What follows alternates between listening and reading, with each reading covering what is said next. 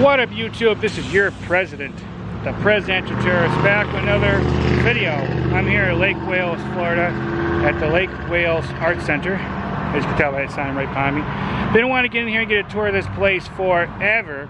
I have scheduled a tour, and I'm basically going to be doing a profile video and tour on the Lake Wales Art Center. I have an interview with the director of the Lake Wales Art Center. He's going to explain what the Art Center is about, tell us a bit about himself, about the different art that they have here, and everything. Show me around. I can't wait, because this is a former church building, or at least part of it is. So I'm really excited to see some beautiful architecture. As you can tell, it has some beautiful stained glass windows. I'm looking forward to seeing in the inside. All right, you know what that means? Let's get to it and learn some cool stuff today. Yeah, all right, you know what that means? Let's get to it. Okay. All right, let's go on over here and show you the front. I'm gonna walk around a little bit outside so I can show you the outside. That is, what's that, 60 road? So definitely fairly busy. That goes all the way to almost Tampa. And this is a historical building. You can see the plaque right here.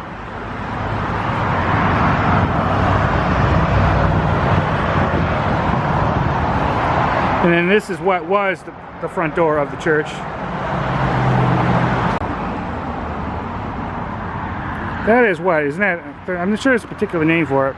I always call those the cornerstones of the building. And then you can see the stained glass windows from out here, but it doesn't look as nice as it would be from inside. But you're going to get a good look at that. Let's walk around here, show you it.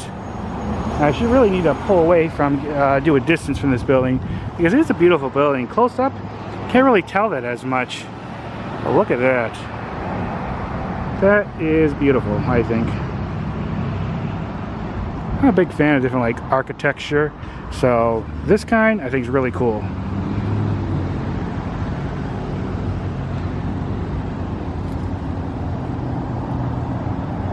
Back up a little bit.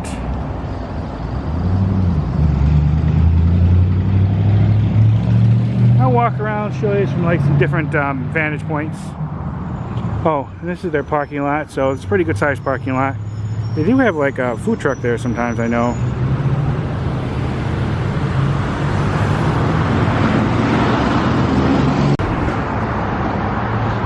Alright, let's quickly walk around so I can show you this whole cool building. Well, maybe I might just show you from different vantage points. I don't want to make this outdoor part too long. What we really want to see what's in the inside.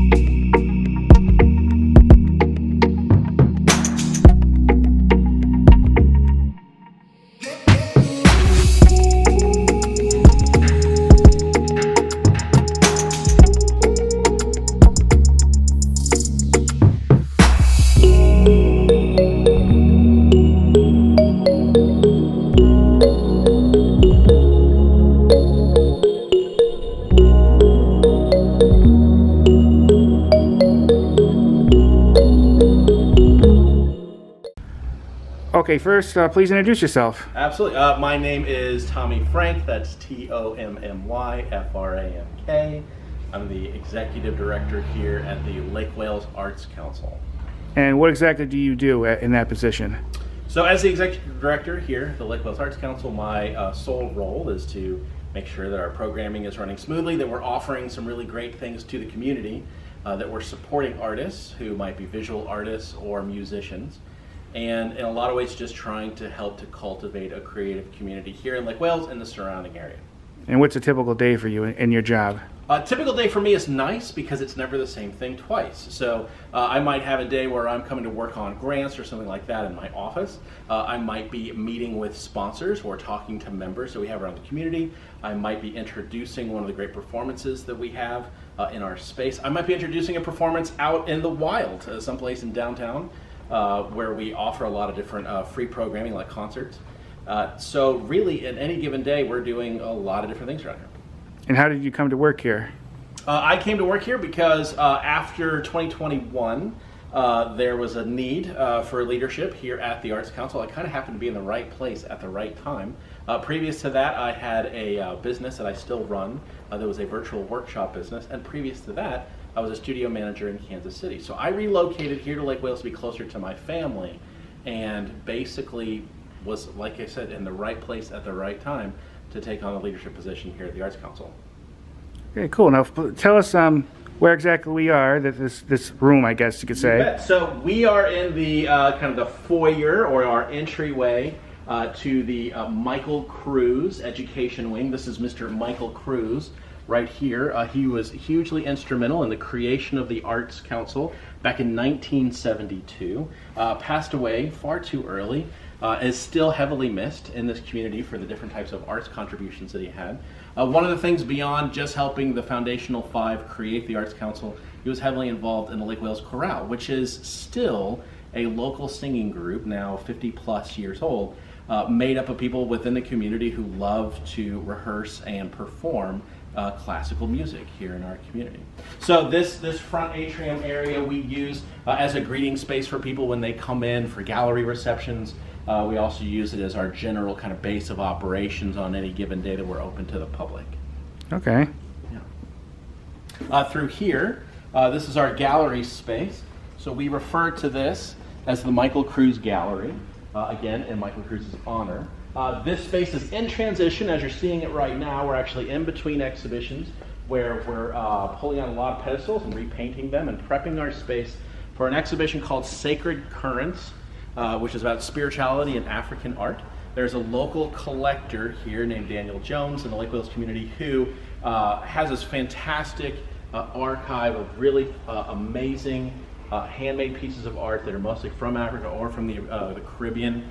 And we're going to be putting those on display for about 3 months coming up this fall to be able to showcase and talk about the different approaches to spirituality through the physical object that those different cultures would have had.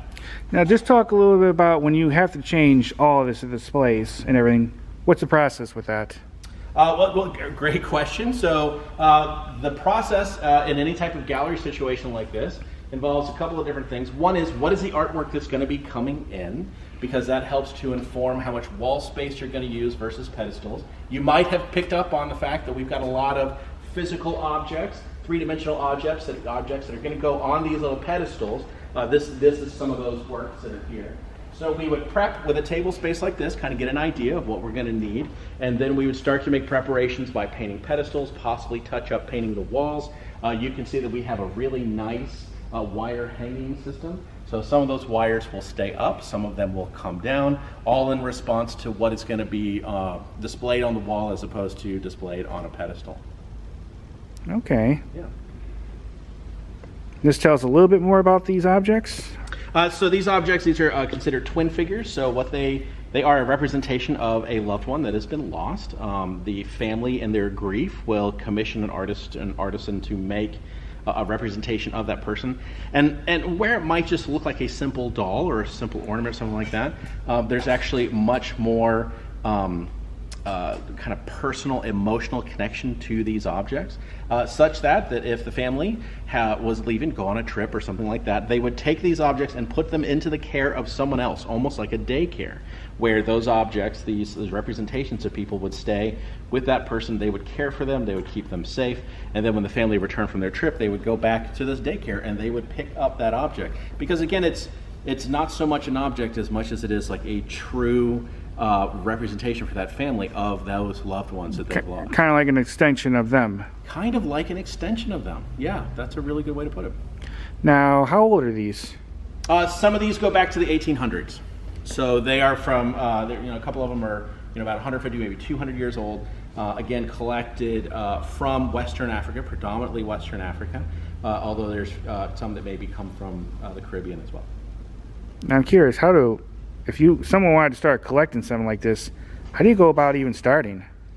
That's a really great question for Daniel. I don't know that I could answer that specifically as well as he could, but I would say that for most collectors, they usually get into the circles of what those objects are.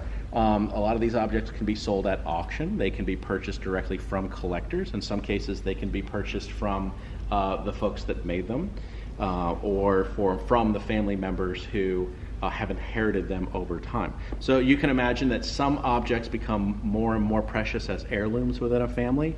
Others, some of that dynamic might change, and that they might be interested in relocating those pieces. So there's all these different sub-markets that exist for specific types of objects, whether they be artifacts like this or modern paintings. I mean, there are all these sub-communities where these artworks are being exchanged.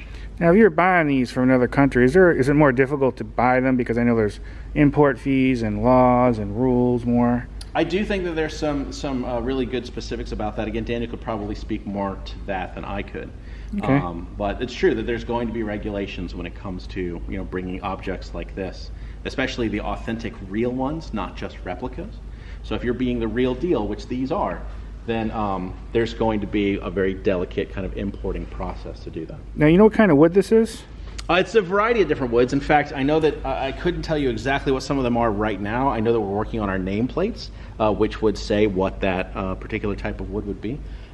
Usually, I know that some of the more precious woods, harder woods and things like that would have been more expensive. So you can find families that are more affluent would have had kind of a nicer type of wood, so to speak. In America, we would think of walnut, we would think of mahogany or something like that. That would be more of a precious type of wood that would be more expensive, so that would be commissioned by a family that was more affluent.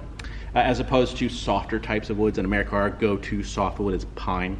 So if you had something like pine, then that would be a little bit less expensive. You would have a less affluent family. But what we've seen and what Daniel has expressed to us is that regardless of what your economic status was, a lot of families participated in this twin figure type of veneration for family members. Now, generally, it would be made out of wood, not like ivory or something like that, or bone? Maybe some of them were. My understanding is all of these are made out of wood. Okay. Yeah. Can you tell us a little bit about some of these other tables? Sure. So within the exhibition itself, there's a couple of different types of tenets or viewpoints, perspectives on the different types of work. So some of it is going to be kind of like grief and ceremony, which is what we've talked about with the twin figures over here. But then there's other things like spiritual ceremony and things like that. So there's some headdresses that we have that Daniel has lent to us so we can have on display. And those have been used, these have literally been used. Again, these are not replicas. This is the real deal. These have been used in different types of ceremonies. Sometimes those ceremonies would happen often during the year. Sometimes they might only be used 2 or 3 times in any given year. So depending on what the ceremony is, maybe how precious, that type of head ornament would be. And then there's these protection figures, which are really interesting. So there's 2 of them that are right over here. So these statues would have been regarded as protection figures. What they do is they would be like spiritual guardians. Now, in Western culture, like European culture, we would think of gargoyles being on place as protective entities for a cathedral or something like that. This would be similar. It just looks different. And so the makeup of these objects are going to be wooden objects. You're going to have these different types of ornaments as far as cloth and other materials. See shells that show up on these pieces. And of course, they're really small, right? But they represent guardians, of a particular place, protecting. Now, what's that around? Is that dirt? I mean, what is that? Some of that is going to be dirt and age. These, from my understanding, is these 2 objects flanked a doorway, and just over time they would have received, different types of. It would be like patina over time. That would be something like dirt, but not the type of thing that you'd want to scrub away. At this point, you would leave that intact as it is. So how fragile are they, especially with the cloth? They are pretty fragile, yeah. So they're very delicate to move around. You can see that they have specifically designed bases for them to sit on. And so I know that Daniel, when he does move these, he's very delicate with them, and he doesn't move them very often. Again, these are going to be about 150 years old. It's not the type of thing you want to be moving frequently. You want to be able to kind of put it in one place and make sure you make a good decision of where to put it, and then leave it there. Yeah. And there's one more thing to talk about. These are flags. So these are very ornate flags. You can see that they're beaded. They've got sequins. They've got a variety of different materials that make them up. These would have been representations of different deities, maybe different saints. Sometimes they're just colorful and they're decorative, but they're important. And you can imagine, if you know anybody who's out there on the internet who's done any type of bead work, which most of these are, it's incredibly painstaking, intricate work. And so, if nothing else, right, we know that these represent content of their own. There was a purpose that they were put together. But the other thing on the backside that they represent is time. The dedication of an artist to put these things together, to say that this time to make these things is important, that this object in and of itself is important enough to spend the time on, and that almost gets embedded into the meaning of the work beyond even just the regular content of it. Now, do you know how long it would take to make one of these? I think it depends on the skill level you're at. I think it would probably take weeks, months, depending on how good you are at doing it. So if you've done it a lot before, you could probably zip them out pretty quick. But it's definitely going to be an investment of time. Now, do you know who that one is supposed to be? That I don't know. And I do know that Daniel would have more information on this, but like that's a very Western looking figure. Yeah, I would think that looks more European influence. It does, doesn't it? Yeah. So I do think what you're seeing here, and I don't want to speak out of turn, but I think we could hypothesize that when you're seeing different images like this, you are taking that Western influence, colonial influence, and then kind of pushing it back onto the culture. Okay. And conversely, this object over here, so this is a kind of a mermaid type of deity. I don't know the name of this particular deity, but this came into existence during the slave trade. So while you had people from Western Africa who would be put on slave trips, they were being brought through the Caribbean to places like the United States, they would, some people would pass away. Some people would be thrown overboard, very unceremoniously. Their remaining loved ones, right, had to figure out in their grief how to deal with the fact that this person was not going to be buried on dry land, which is what they were very much used to. So they created a deity to be able to help take those souls to the afterlife, right? So this is kind of an aquatic deity that they created as through their grief, and a way to understand what would happen to the souls of their loved ones as they left this mortal coil. So this becomes a representation of that deity, again with a hand beaded flag that is kind of so highly prized by the collector that he's had it framed. So about how old do you think this one is? I think this was made by a more contemporary artist, so it's probably somewhere in the late 1900s. Okay. Yeah.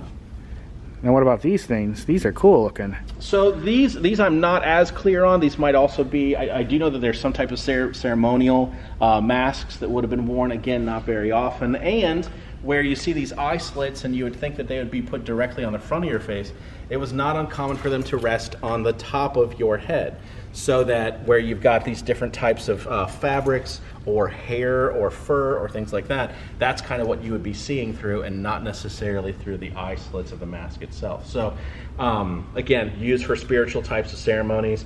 These different beaded works would have been something similar. They would have been ceremonial bags that were used during different types of spiritual events. Now when they used hair, would it be animal hair or human hair? I think it was actually kind of both. You know, I think it probably depended on the source material that you had at hand, and how willing people were to give it up. Now, can you talk a bit about the preservation process with regards, say, to painted art or cloth art? I mean, how do you preserve it differently from each other? That's a good question. I will say that heat and humidity are usually not your friend, right? So you don't want things to be too cold. You don't want them to be too hot. Humidity, you do not want a high humid environment. You don't want it to be too dry either. So you can imagine with some of these things, like hair, like wood, if it becomes too dry, then that'll actually crack the wood. If it becomes too soft, it'll start to grow mold. Fabric would be the exact same way. And paintings would be kind of similar too, whereas if it's too too humid, they will start to mold. If it's too dry, you'll start to see the paint crack. So everything has its own kind of relative humidity and temperature that it best survives at as far as its archivability. In the case of a place like an art center or a museum or even a cultural center, we are always working to regulate the environment where our objects are so that they stay safe. Safe from being harmed just by the air that they might inhabit. So do you have a special filtration system? I mean, here than say a regular house? Not necessarily. For us, we aren't going to that level. If we were like a Smithsonian grade institution, then yes, there would be much higher filtration. You would have serious monitoring devices as far as what the humidity is. If you've ever been to like the National Gallery in DC, you will see that they actually have little monitors for the amount of vibration from the floor or visitors, and they are recording those vibrations as well as regimenting the humidity and the temperature. So when it comes to conservation, there are a lot of things to consider, kind of depending on the needs of the work that you might have. Now, say if people were to disappear, the human race, how long would these objects survive without being taken care of? Well, it'd be really hard because with all of us gone, who's going to care? But, True. It's relative, right? It's all relative to the object. My background is in ceramics. What I know is that I can make a ceramic object, and for all intents and purposes, from what we understand, it will last forever, unless you break it. But even if you break it, we find shards that are thousands and thousands, if not tens of thousands of years old, that still exist. So the shard doesn't biodegrade.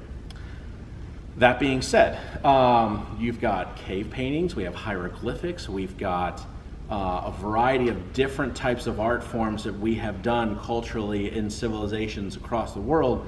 They all still exist without being perfectly monitored by humidity and temperature and anything else. Like the pyramids? Like the pyramids is a really great example, right? And then Mount Rushmore too.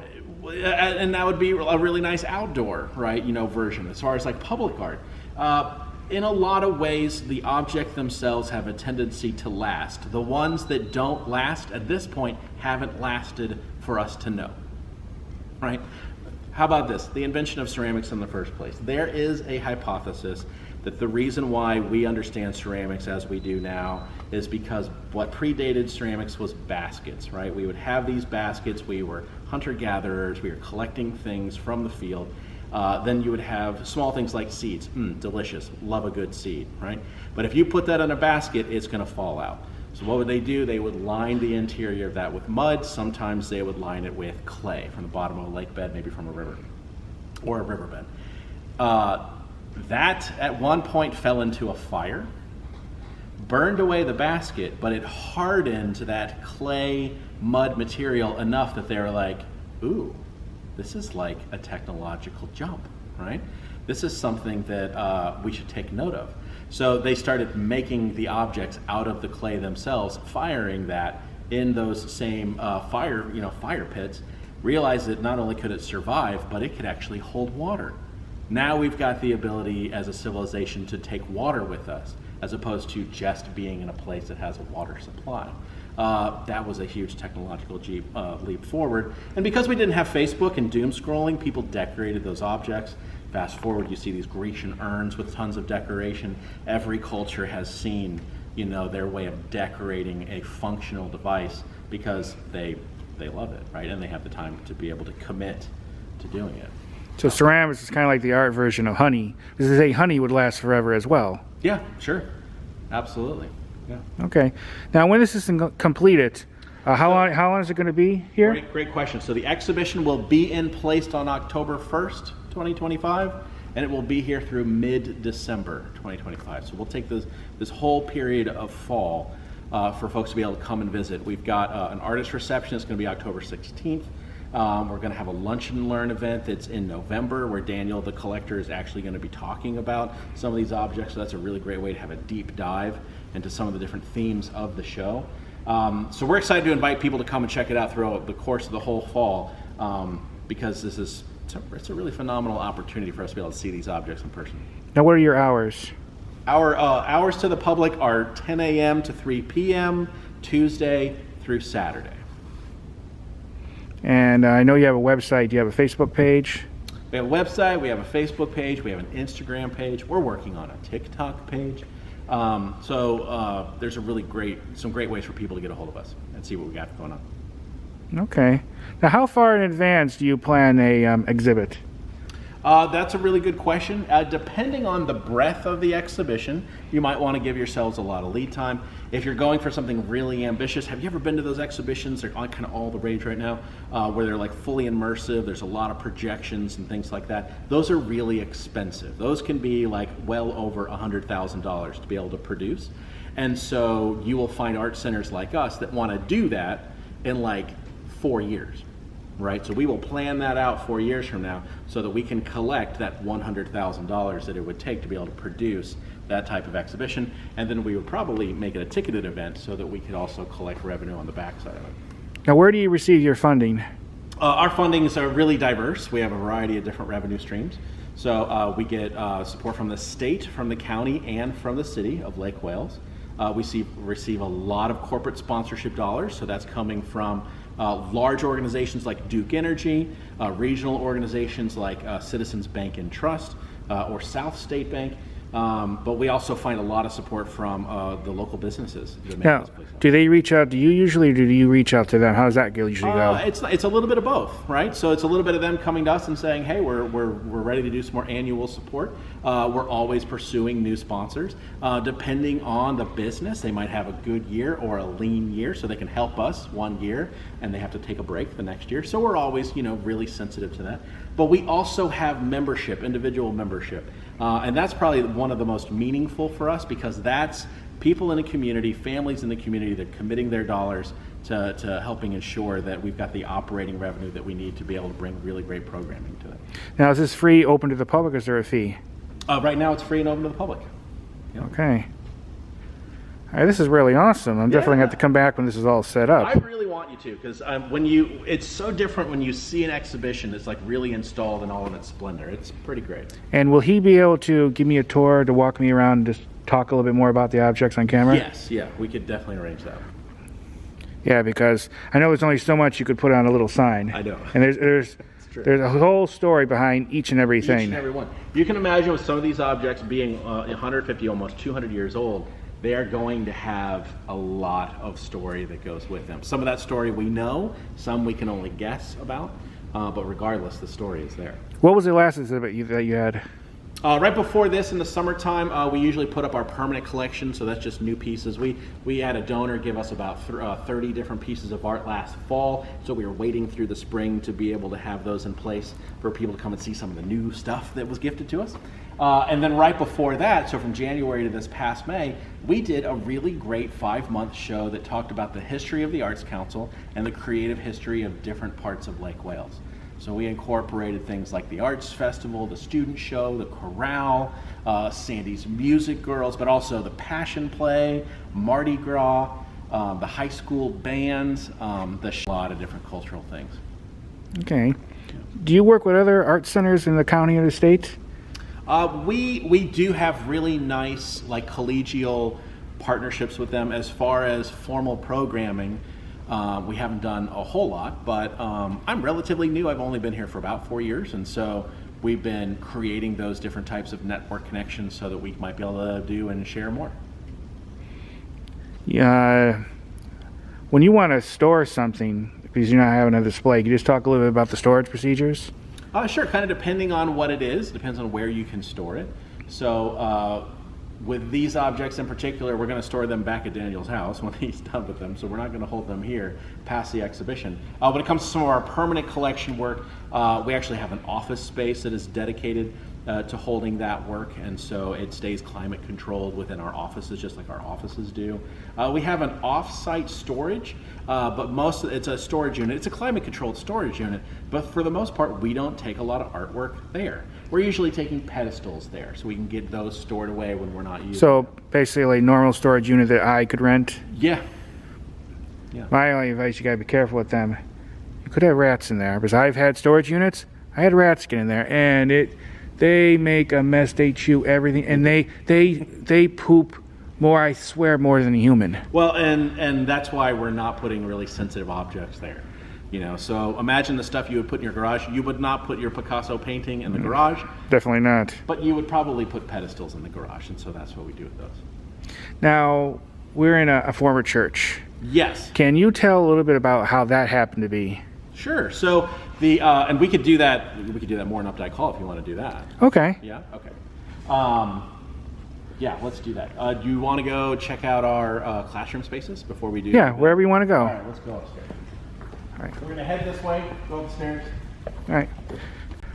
Okay, you were saying what was part of the church and what was not? So the section that we're in, this is a new addition that was built in 2001. Just on the other side of that red cabinet, that is the original exterior wall of the original church that was built in 1927. Okay, and you say that's all offices? Is that where your office is? And that basement area is now all offices, yeah. Okay. So are we technically in the basement? Well, that's what's funny is we're not really in the basement here because we're out on grade, but you are underground as you head that direction, and that's just because of the slope of this hillside. You ever had any issues with like water getting in there? Because I know some buildings, if they're underground a little bit because we're on sand, they usually sometimes have flooding issues. Right.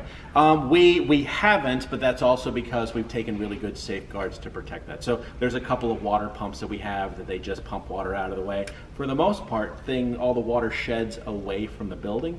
So it really hasn't been much of an issue for us. Okay. Which we're very, very thankful of. Now, this is interesting. We love this stuff. Oh, look, they got... So this is basically your ceramic studio? So this is our ceramic studio. Yeah, when I got here, we had one pottery wheel, and we had some people who were interested in working in clay. Not long after I got here, I convinced the board that we should add 10 pottery wheels, so we got 10 more. A couple years after that, Polk State actually donated another 6. So we've got about 16 or 17 pottery wheels, which is the most publicly accessible wheels in the county, which is pretty great because we have workshops that take place up here. We have classes that are either a single visit class or a monthly class that take place, and it's a pretty unique thing. So we're pretty excited to be able to offer, wheel throwing as something that people can learn how to do. Now, if someone wants to take a class here, how do they go about signing up for it? They can sign up online. They can sign up in person. We do our best to get all of our dates out in advance so that people can kind of check their schedules and make sure that they're able to attend those things. So our website is probably the best resource just to get an idea of what those classes are coming up. And what's the fee and everything? Well, it kind of depends. So if you have an annual membership, then the fees are they drop by 20%. So membership has its benefits. Most of our classes start at less than $200 for the month.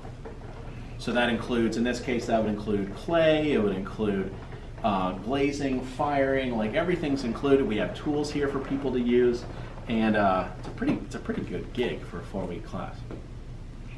Okay. Yeah. And what's usually the class size? Most of the class sizes range between about 5 up till about 12.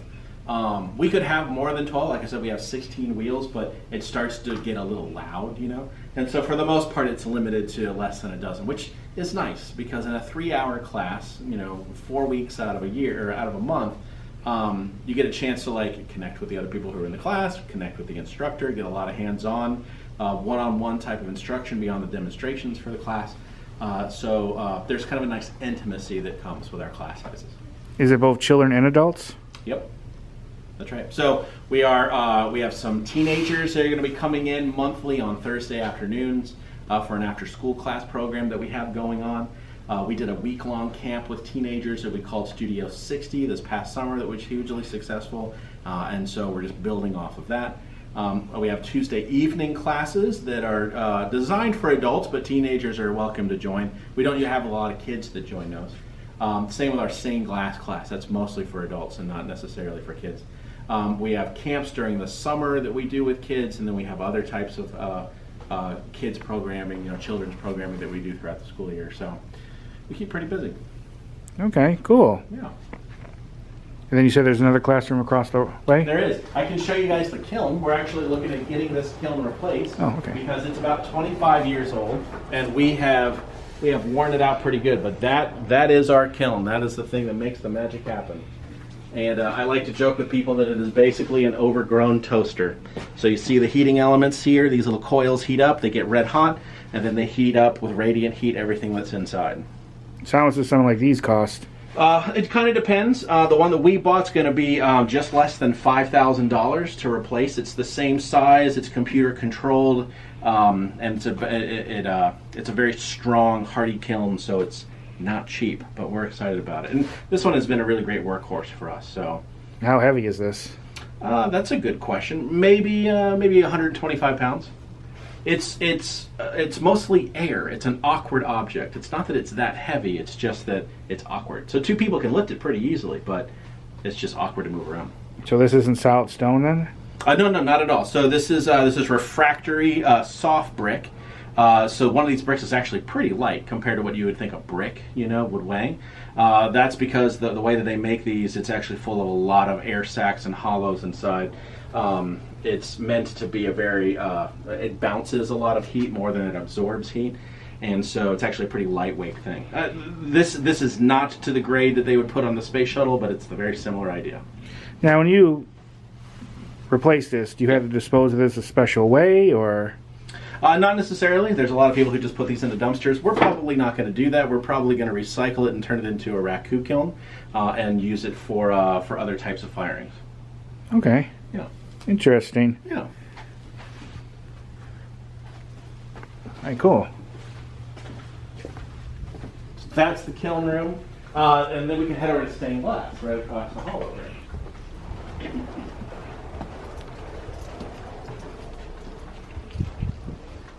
So this is our stained glass and pottery studio, not pottery, sorry, painting studio. We've used this for music classes as well. There was a family that came to us, their matriarch had passed away. She was an avid stained glass artist, and so they wanted to donate her entire studio to us. And so we did that. We wrote a grant and kind of supplemented more of the equipment we would need. We found a professional artist who lives in Indian Lake Estates or out that direction, and she teaches our classes. She's amazing. She's an absolutely phenomenal artist, a really great, fun, engaging teacher. And so she helps to run those stained glass classes that we have. So we're pretty happy to have her in our little network. But we also have really great painting classes. So there's a local painter named Blair Updike, who is a really wonderful oil painter. And so she teaches classes usually in the fall and the early part of the spring. She's going to have classes starting up here in October. We already got a few people who are like avid followers of Blair, so they are already signed up for class. I'm very excited about that. That's one of her in-process paintings of Bach Yeah, the Bach Towers. A little familiar, though. Do you do any work with them? We do a variety of things with them. We have done concert series with them before. We've had a long time ago, we were having concert series at what was then called the Pinewood House, what is now called the El Retiro House. And so concert-wise, we've done a couple things with them. Right now, we have this really great partnership with them in November. We're going to have our second year of the Plein Air Symposium. I like to joke that plein air basically means it's French for go outside and paint stuff. But what we have is we've got about 40 or 50 artists that come in. They learn from 4 workshop presenters over the course of a weekend. And we're doing all of that at Bach Tower Gardens. So they are outside actually painting or drawing live in the wild. Out of Bach Tower Gardens. When we were there once, I think that was happening. And that might have been, yeah. It's something that people can occasionally sneak in to do on their own. What makes the symposium really great is the amount of exchange between the artists all kind of gathering there together at the same time, as well as the demonstrations of those other artists that we collect from different parts of Florida. So how many forms of art do you do in this building? So I would say with heavy intent, music is something that we do, ceramics is something that we do, stained glass and painting. So when it comes to visual art, it's stained glass, painting, and ceramics.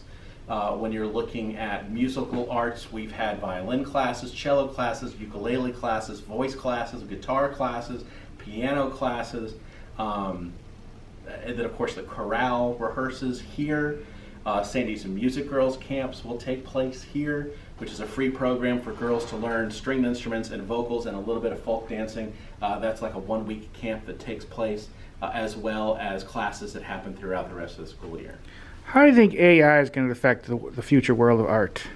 I think I've been asked this question before, I think that like any other thing that we've seen as far as a technological jump in any type of art making, you'll find people who make some really bad art with it at first. Then you're going to see some people who get really good at making some artwork with it. And again, every time we've seen a technological leap forward, we saw this recently in ceramics with 3D printing, right? We've seen it in sculpture when it comes to rapid prototyping. All of that has continued to develop and become better and better looking, right, as the technology improves, and it has never adversely impacted the handmade. We have always seen the handmade. You want to look at this historically, I need you to go all the way back to the beginning of the 1900s. Beginning of the 1900s, globally, we had a full force push into the Industrial Revolution. Everybody's heard of that. At the exact same time, Ruskin and Morris in the UK were strongly holding to the arts and crafts movement. So you had these two things that were developing. Lots of Industrial Revolution production as far as factories, and this major need to produce things by hand with the arts and craft tradition. We're gonna see the same thing. I'm calling it right now. And I could be wrong, but history would not bear out me being wrong about this.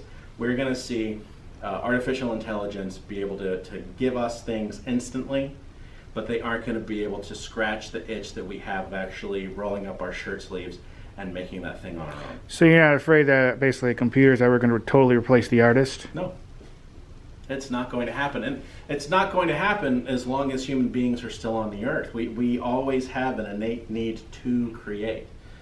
So although AI might still be producing stuff, that'll be fine, but it's never going to be able to take away the human need that we have to be able to create. So you think human creativity will continue? Yeah, definitely. No doubt about it. Yeah. Okay, really cool. Yeah. Any other section up here you want to show? So that's it as far as our educational things. We have a really great, well, there's one other thing that I could show you, but it's a glorified bathroom, so I don't know if that's going to be of interest or not. We could talk about this. Yeah, please do. So this is a representation of some of the pieces that we have in the Franz Streitwieser horn collection. Franz and his wife Kitty were avid horn collectors. They gifted about 100 or so horns to Polk State College while they were here, thus the red background. But after Polk State College left our facility and gave it back to the Arts Council, they left for us the horn collection. And so we're able to periodically put it on display. We rotate this cabinet from time to time with different horns. Here's what's interesting about this horn collection. It is an anthropological study of the horn, maybe specifically the trumpet. You see ancient horns like this that would have been made. You see other handmade horns like that long one in the back. And then you see more contemporary horns like this, and others that are like very, very modern. And in that, you're seeing the development of horns that do not have valves, or like this one that doubles back on itself, right? Those types of horns existed for a really long time until somebody figured out how to make a valved horn. Once you had the valved horn, all of a sudden you've got things like the trumpet, the trombone, the French horn, the euphonium, the tuba, you name it. Those things come into development simply because they figured out how to put valves onto the horn. So we have, again, a really nice representation of how the horn developed over a couple of centuries of time. So what would be the age range? So the age range is going to be like ancients / not sure how old that is, to somewhere in the late 1900s. Is there any special preservation procedures for these things, or they get sit on a shelf normally? Kind of similar to what we were talking about before. Humidity is a problem. These valves need to be oiled from time to time so that they stay functioning. The slides, on some of the trombones and stuff, that's the same type of deal. So there is care and attention that needs to be given to them. So if you want to, could each of these still be used? Yes. And hands down, yes. When was the last time you think any of these was used as an actual instrument? That's a good question. My understanding is a few years ago, when the collection came into the hands of Polk State, then later at the Arts Council, they actually had some concerts where some of these horns were played by professionals who knew how to play them really well. There's some horns that are in this collection, and I regret to say that I don't know the name of this type of horn right off the top of my head, but there's like 5 people on the planet that know how to play them. So we have some of those horns, and then we have had some of those people come in and play those horns for us, so that we get an idea of what that distinct sound is. All right, cool. Yeah. Interesting. Yeah. All right, you said there was another section you want to show us? Well, the green room is here. This is, again, we just renovated this over the summer, but we do a lot of wedding venue rentals and things like that, and so we've created this nice little space. So weddings actually happen in this building? Oh yeah, big time. Yeah. And how do people reach out to you to do that? We do have information on our website. We are calling that Gather Lake Wales, and so there is a separate Instagram account for that and Facebook account for that, and we've been working with a couple of different influencers and things like that to get the word out about us having that as an option. So basically YouTubers and stuff like me? Stuff like you. That's exactly right. YouTubers and others. You're right. Okay. Does YouTubers usually reach out to you, or do you reach out to them? It's a little bit of both. Or other influencer types? It's both. Okay. Yeah, so sometimes they're reaching out to us, other times we're chasing them down. You can imagine that for like the specific things that we might do, you would be selective about which influencer you would have, right? So, yeah, you wouldn't want someone who hunts animals to do a video on your thing or something like that. I don't know that would be a good fit. I mean, unless we had animals, which we haven't since I've been here, so.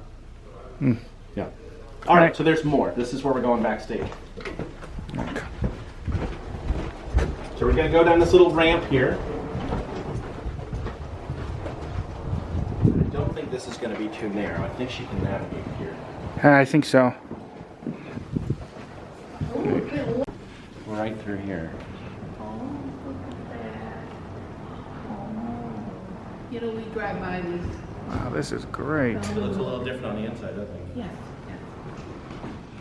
Right here. Am I in the way? Not at all. So this is Updike Hall. This was originally the sanctuary for the Holy Spirit Catholic Church. Members of the community built this in 1927, and it has remained mostly unaltered since all of that time. Some specific things to note is that the original stained glass windows look like the ones that surround our rotunda up there. You'll notice that those look very different from the ones that are on the sides of the church now. They were replaced, as I understand it, in the late 70s to have a different type of look to them. The originals weren't as decorative, that's my understanding. And so they swapped those out. Do you know what happened to the originals? You know what? I don't know what happened to all of them. There is a family in town that recently donated one of the sections to us. So we're having it framed so we can hang it up in that front lobby that you guys came through, the front foyer. But not really sure what happened to the rest of them. So I don't know if people took them and maybe put them in their homes, or I would hope that they didn't necessarily make it into the trash, although it's kind of hard to know how aggressive the process was of them taking them out. Yeah, there's probably not too many people left over from then that could tell you. Because the parishioners of this church, they were here until about 1988 or 1989. At that point, they had already built a new sanctuary that's only about a mile from here. So that is still the Holy Spirit Catholic Church. And this building sat dormant for about 2 years. So again, the stained glass was replaced in 1978-ish. So they would have been using this building for another 10 years with these new glass windows before relocating to the other place. It was in 1991 that we opened up the Art Center in its new shape. And in its new shape, the stage was a little taller. The floors had been redone. The pews had been taken out. We had new chairs that were in here. That back area where you see the exit sign, that looked a little bit different. But for the most part, the big stuff was the same. Colonnade was still here. The woodwork is original from the church. The plaster work is original from the church. The church, not the Arts Council, swapped out these chandeliers. They used to have glass chandeliers and only about 2 or 3 of them. And I think that's because a lot of the other light in the church was made up by candles. When they decided to probably use less candles was when they swapped out these chandeliers for something that are much more modern. We have one of those original glass chandeliers, globes, which is pretty cool. Someone gave it to us not too long ago during that 50 years exhibition. And where is that? It's down in a closet, safe in a closet. Okay. Now, do you know why they decided to do a new church building? Size. So the capacity of this is about 200 people, and they had simply outgrown it. In fact, they had outgrown it long before they moved the sanctuary. Somewhere in the 1950s and 60s, they had built a whole education building at the new property where the new sanctuary is. So they were having Sunday school classes over there. They had a school for children that was at that location. So it only made sense that, given enough time, they would move the sanctuary over there too, or they would build a new sanctuary. That sanctuary, there's speculation that it can hold between 600 and 800 people. So it's much larger to be able to hold a much larger congregation. Now, when the Art Center came here, was there any other buildings that was included? Or is it just this church building? It was just this church building, and then, you know, we've kind of talked about the basement underneath it. So this wall right here at the back of our stage, that was the back wall. That was the back of the building. There was nothing else from there. So we went back in time, basically, would have been outside, on the other side of that wall. Yes, yes. And if you go back in time beyond that, you would have seen a triptych of stained glass windows that was then a different triptych of stained glass windows. So in the time that the church was here, from 1927 until the late 80s when they moved out, they changed the back facade of this altar area 3 different times. Okay.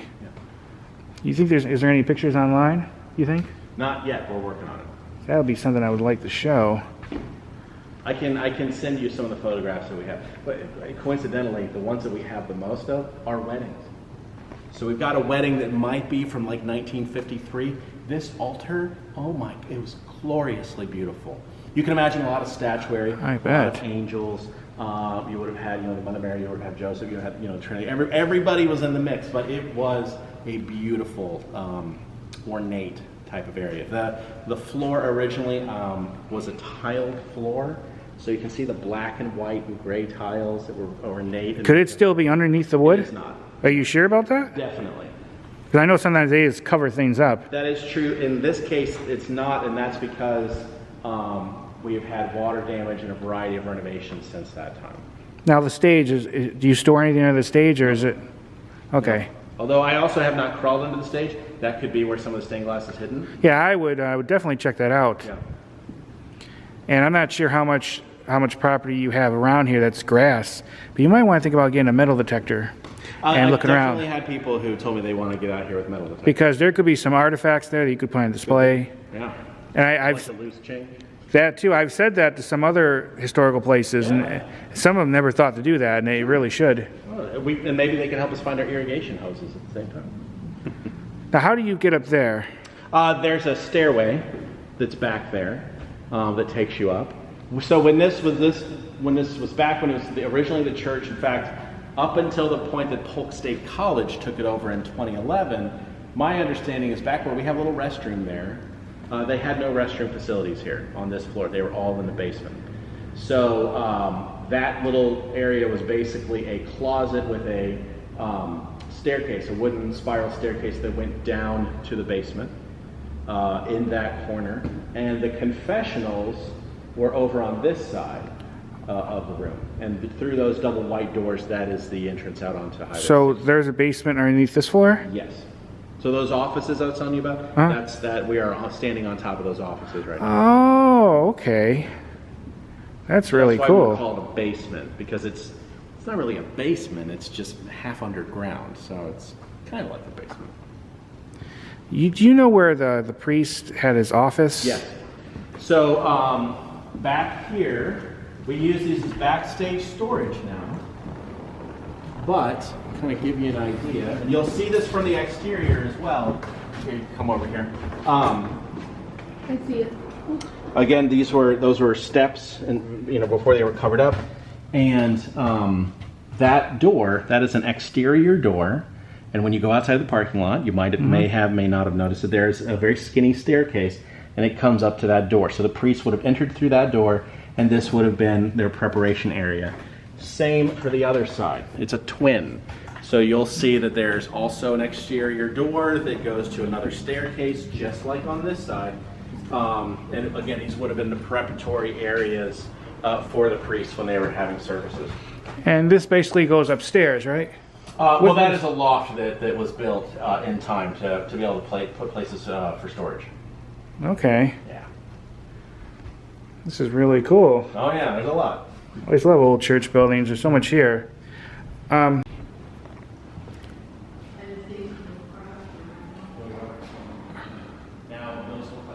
look how beautiful that is. So those are metal plates. That is beautiful up there.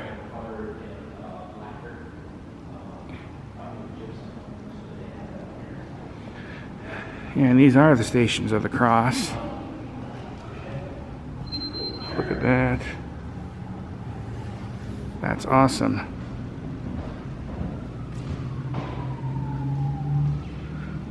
Now the ceiling, that's how it looked when this was an active church? No, so that was commissioned during Bill Dickinson's time. He was one of the executive directors of the Arts Council in the early 2000s. He commissioned someone to paint that after the fact. Do you know, how did it look before that was painted? I think it was just white. I haven't found any pictures of it, but I think it was just a less ornate white ceiling. So that must have been quite an effort to get all the way up there. That's a lot of scaffolding, yeah. Wow. Yeah. Of course, those are the Stations of the Cross, correct? Yeah, that's right. So I was saying how so we were talking about historical preservation, right? So the Stations of the Cross here, you would think that these are carved marble or something like that. They're not. So these are actually metal plates that have been chased. So this would be an example of high relief within a metal plate. They were installed. They were covered with a gypsum plaster-like material. Maybe they were painted in time. This one of the ones that we have is the one kind of with the most damage. But you'll see that the humidity and the transfer of moisture through the wall over time has caused it to start to rust, and then some of that veneer has been peeling off. Now, is that something you might eventually restore? It could be something that we would restore. I know how I would do it without any professional expertise whatsoever, so chances are we would put it into the hands of professionals to make sure they did it right. Now, do you know who the architect was for this church?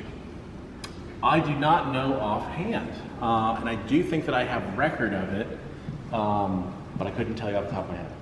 Now, I know you said you've had weddings here. Yes. What are other people that might want to rent this? That's a great question. So we've had weddings, we have had receptions, we have had celebration of life ceremonies, we have had Chamber of Commerce events, we've had baby showers, we've had just other civic types of events for City Hall.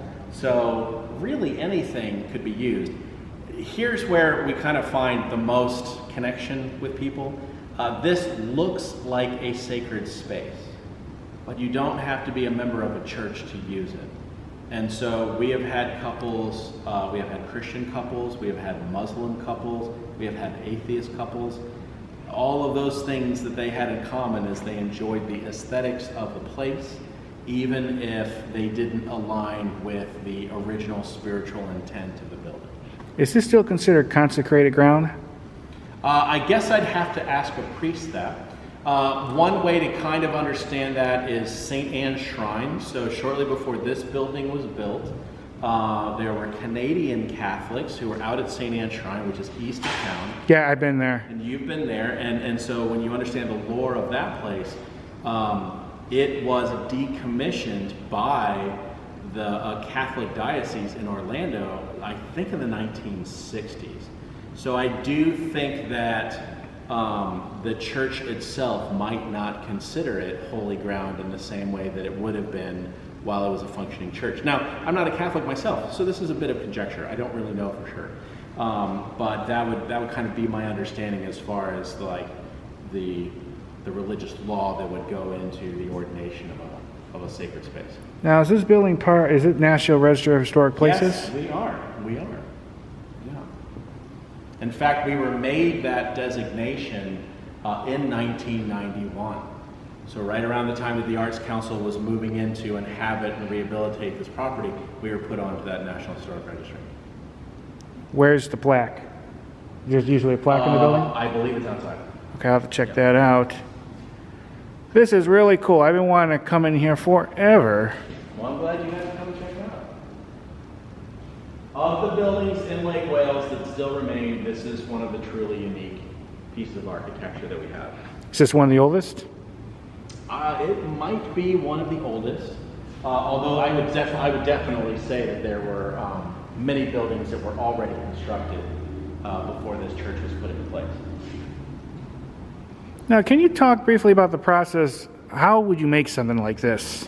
So, first of all, you would come up with your design of what you want to be. You would rough hewn those different pieces of glass. You would have a bed of sand.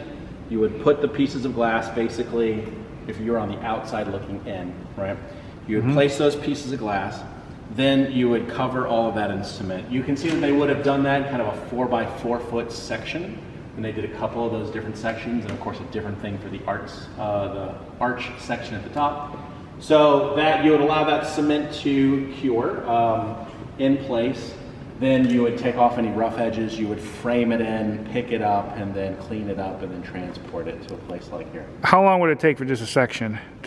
To construct it, I think it, kind of like what you were talking about before, it depends on how well versed you are at doing it. So I think the more experienced, the faster it goes. In most cases, good planning as far as your layout and knowing the pieces you have at your disposal usually allow you to do this pretty quickly. When you're making different decisions about, this arm, for example, you've got to have smaller pieces of glass that'll fit in. The big chunks like this, well, that's pretty easy stuff. But when it comes to doing something specific for a specific shape, you've got to make sure that you can cleave that glass properly in order to have it represent the shape you want it to have. What happens when you got to clean it? How do you do that? Do you clean it just like any other window? Usually we kind of use a brush, right? So the brush can actually get in. We're not using soapy water or anything like that. Most of what gets on this glass is dust more than it is anything else. When you look on the outside of this, when these windows were originally built, I don't think they had a very good protective coating on the outside. And so they started to leak pretty bad. When Polk State College took over, one of their two major things that they did to help renovate this building back in 2011 was they secured these windows and made sure that they were watertight. They put a hurricane-proof piece of glass on the outside of each of these sections to protect them from tree limbs and rain and any other type of damage, but of course allowing the natural light to come through. And they fixed the roof. And the roof really needed a lot of help.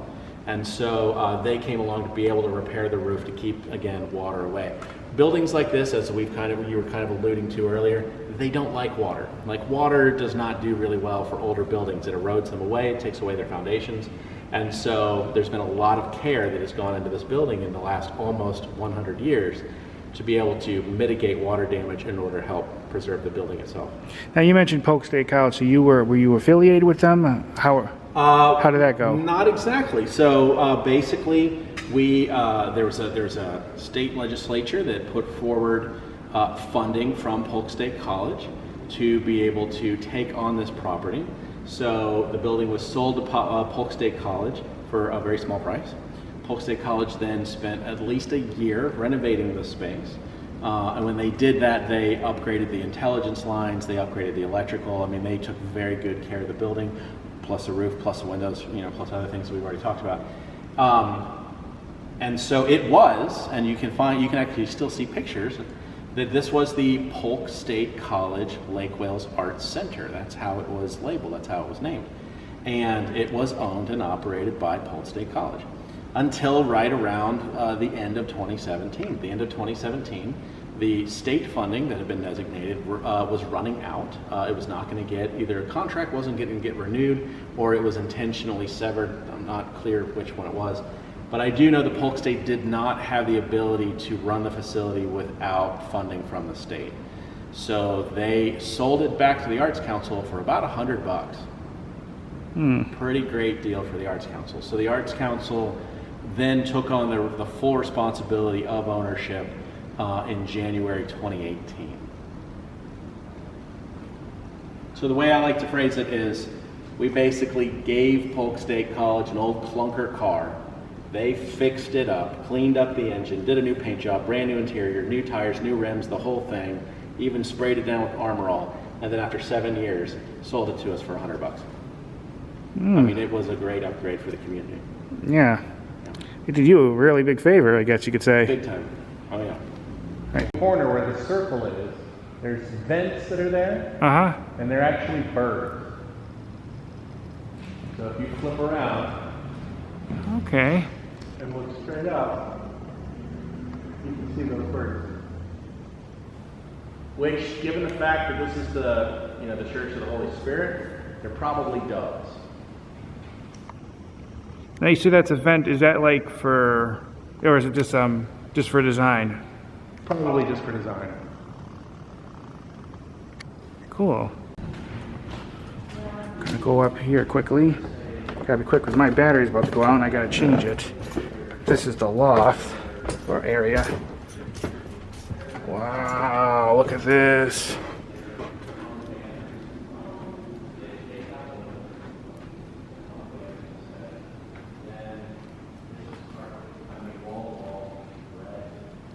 And here's the stained glass windows up here. Here's also. What's that? That is a sculpture that I don't know if it was donated to us or if it was something that we purchased from the Arts Festival, but and I don't know how long it's been in our care either. Now what can you tell me about these quickly? Not much, actually. It was Daniel and Gigi who made those selections. I know that there's a couple of musical instruments that are used ceremonially, and so those have been put in the exhibition for that reason. This mask, I believe it's called a bundu mask, and it would have been worn by young women who were coming of age. Again, they wouldn't have put it all the way on their head, they just would have put it on the top. There are a couple of other artifacts that are in here. Again, I don't really know the details, but they'd be great for you to come back and visit once we have everything all set up. All right, awesome, thank you. Yeah. Anything else you want to tell about the Art Center or the Art Council here? We invite everybody to come and see what we have going on, and possibly, enjoy being a member of the organization because it helps to make our mission go. And more than that, really just come and participate in what we have going on here in Lake Wales.